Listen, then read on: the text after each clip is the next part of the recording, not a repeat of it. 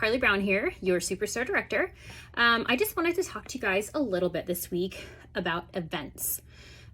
We've had quite a few questions lately about events, how you do them, where you find them. And so I just wanted to give you guys a couple of my best tips. How do you find events? Okay, how do you find events? Honestly, my best advice for you is ask everyone you know. Okay, I know that sounds silly, but just ask. Ask. Do your children attend a school that does an event? They do a local bazaar, like they do a holiday bazaar or something. Do you belong to a church that does a bazaar? Ask, okay? Your friends go to different churches possibly than you do.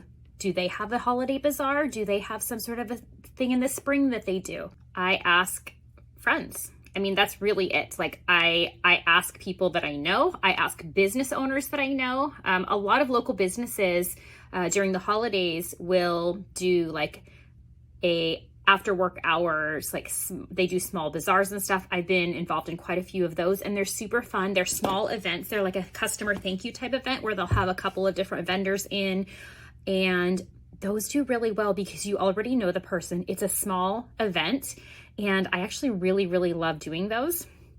And it's a great way to meet new people. Events are not just for, I'm going to blow through all this product. I want to sell all this product, right? Events are for meeting new teammates. Events are for meeting new customers. That is the main purpose you want to remember for your events, okay? Yes, of course, it's great to sell a bunch of product that you have for these events. But the main thing you want to do is focus on building relationships.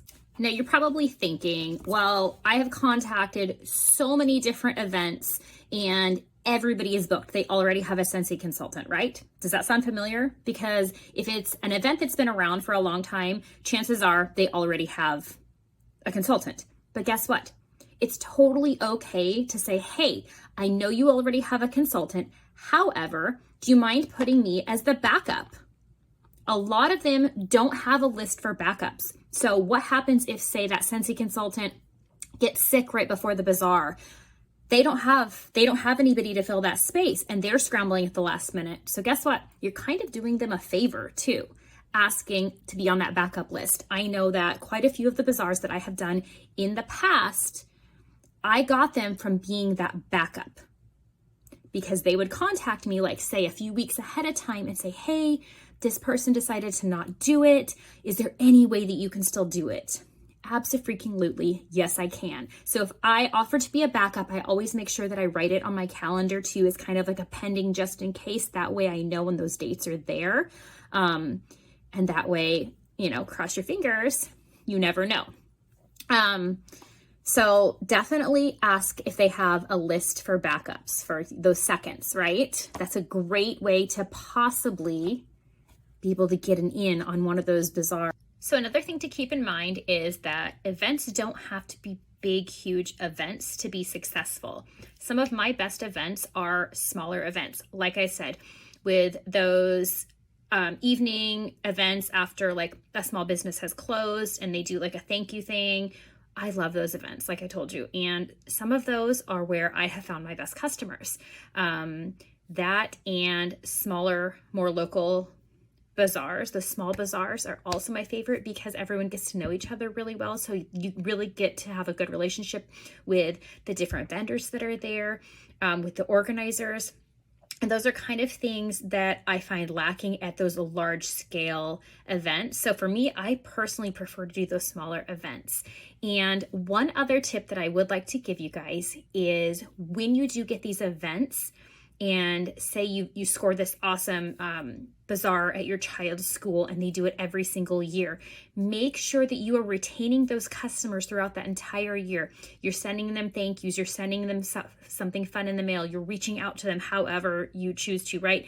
And come event time that next year, make sure you're sending them something.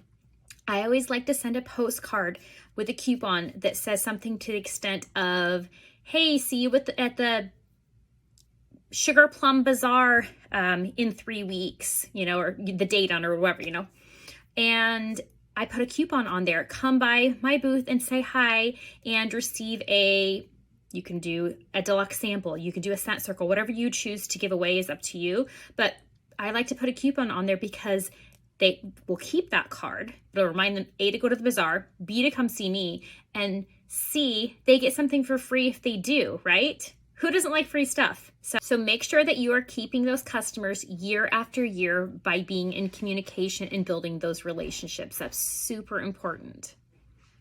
Tune in Thursday as well, because we're going to do a group chat, and other leaders are going to also give their best tips.